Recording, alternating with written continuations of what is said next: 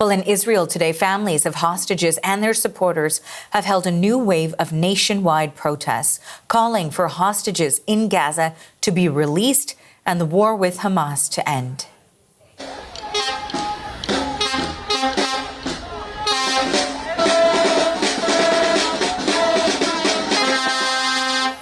Protesters blocked roads and set tires on fire. Many demonstrators say Israel's expanded military effort in Gaza's biggest city could further jeopardize the hostages' release. There are 50 thought to be held inside Gaza. About 20 are believed to be alive. And CBC senior international correspondent Margaret Evans is in Jerusalem tracking all of those protests for us. She joins us now live. Margaret, you're getting a first-hand view. What are you seeing?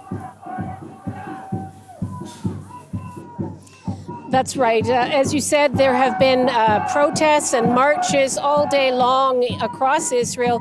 They're calling it a day of struggle, a day of disruption, aimed at putting pressure on the Israeli Prime Minister Benjamin Netanyahu to accept a hostage deal on the table now in exchange for a ceasefire. That's a deal that Israel has yet to accept.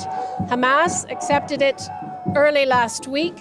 The people here and supporters and loved ones of the hostages in the Gaza Strip are desperate that this deal be taken up ahead of any Gaza City invasion, the ground invasion that you were referring to.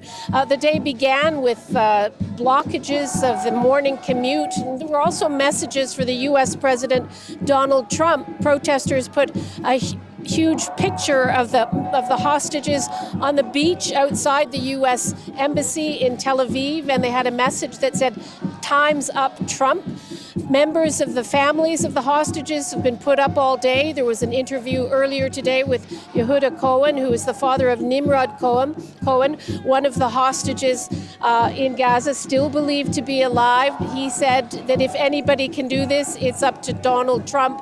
This demonstration in Jerusalem is outside of the government compound here, the Prime Minister's office, where Israeli cabinet ministers are thought to be meeting to discuss that Gaza ground invasion, that Gaza City ground invasion. There are differences reported in the Israeli media between the Israeli Prime Minister, Benjamin Netanyahu, and the chief of the Israeli Defense Forces, who is apparently urged the cabinet to accept the hostage deal on the table, which is essentially a staged release. It would be a 60-day ceasefire in exchange for the release at the beginning of half the hostages, the 20 believed to arrive, so half of those alive, so half of those hostages, and then a discussion to work towards the end of the war.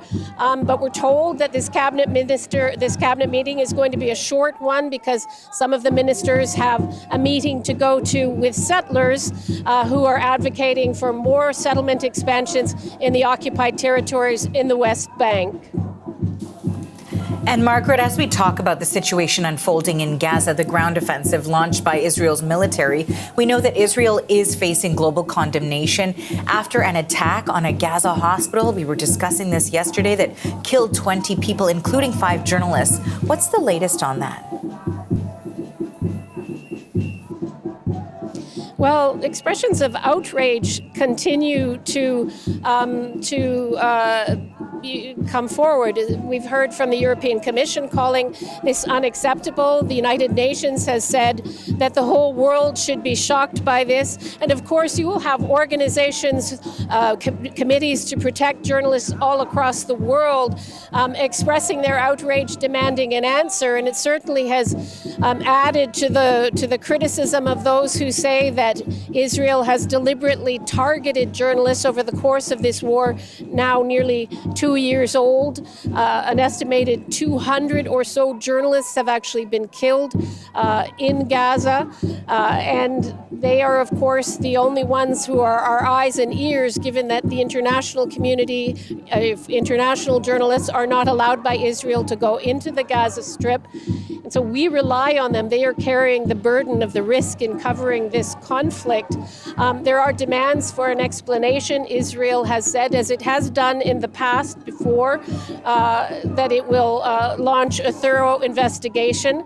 The Israeli Prime Minister Benjamin Netanyahu has been criticized for sounding really quite dismissive of what happened, calling it a tragic misstep. Okay, thank you for the latest on all of this. That is CBC's senior international correspondent Margaret Evans in Jerusalem.